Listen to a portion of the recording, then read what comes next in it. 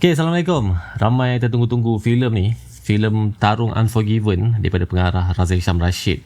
Pengarah yang pernah mengarahkan filem Kaha Kaplan High Council. Filem ni turut dilakonkan oleh ramai pelakon-pelakon yang hebat gila man. Ada Miro Aiman, Eddie Ashraf, Zul Arifin, Brom Palari, Amir Anaf, Amira Syafina, Sharifah Sakinah dan ramai lagi pelakon-pelakon lain. So filem Tarung Unforgiven ni dia mengisahkan tentang seorang lelaki bernama Hatta. Hatta ni tinggal dengan kakak dia. Kakak dia ni pun seorang ibu tunggal. Hatta ni ada dia punya sejarah hitam dia. Dia pernah join satu perlawanan silat dan tak sengaja telah membuatkan seseorang terbunuh. So dia ada satu momen hitam dalam hidup dia. Dia ada satu trauma dan semenjak daripada tu dia tak terlibat daripada apa-apa kejohanan perlawanan lagi.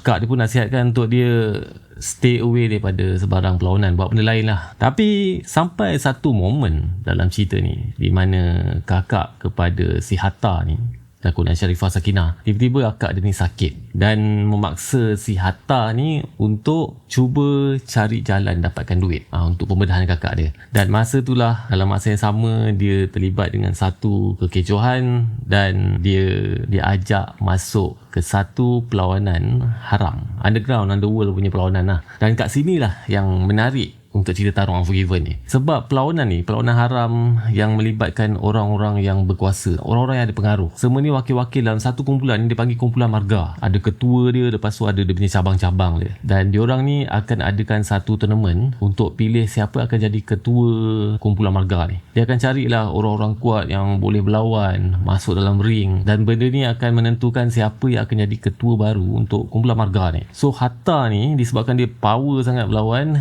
dia jadi wakil kepada salah seorang ahli ataupun ketua kumpulan ni lah. So cerita ni dia berkisahkan pasal banyak benda, pasal isu kekeluargaan, dia ada juga melibatkan pasal isu persahabatan, pasal perebutan kuasa, pasal wang. Yang buatkan aku tertarik sebab filem ni dia punya trailer pun memang dah cun man. Trailer dia pun dah buatkan aku rasa nak tonton filem ni. Trailer dia memang cantik, memang best. Tapi bila aku tengok cerita ni, lepas aku tengok cerita Tarung Unforgiven ni, sebenarnya ada banyak lagi benda yang tak ditunjukkan dalam trailer. Macam mana dia berterlibat ni semua, korang cuma akan dapat tahu bila korang tengok filem ni. Dan satu lagi benda yang aku suka adalah permainan emosi.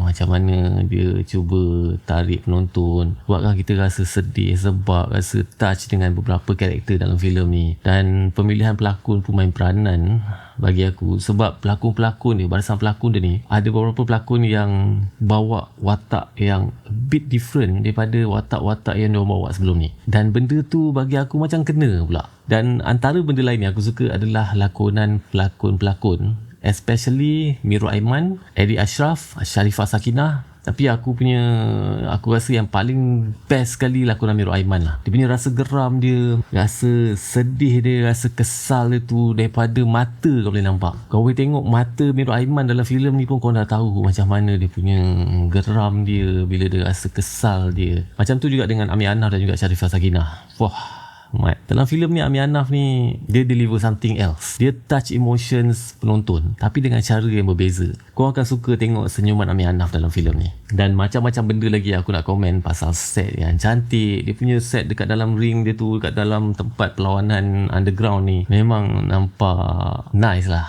Dengan penonton-penonton bersorak dalam tu. Lepas tu camera work dia punya slow-mo dia punya angle kamera masa berlawan tu memang cun lah. Memang serius cun. Kau tengok, aku sampai terangkat mat. Sampai aku tepuk tangan semalam, bersorak. Lepas tu koreografi dia pun cantik. Setiap tumbukan, setiap hayunan si Miro Aiman, Eddie Ashraf ni semua, memang nampak sakit. Serius nampak sakit. Aku macam wah, cantik gila dia punya koreografi dia. Cuma ada satu benda yang aku rasa mungkin boleh tekankan untuk next film. Tak ada cacat cela pun, tapi aku rasa kalau drama tu lebih lagi, ada plot twist lagi ke, ada momen-momen yang epic, momen yang akan buatkan korang meremang bulu roma. Aku nak benda tu dalam filem Tarung yang akan datang.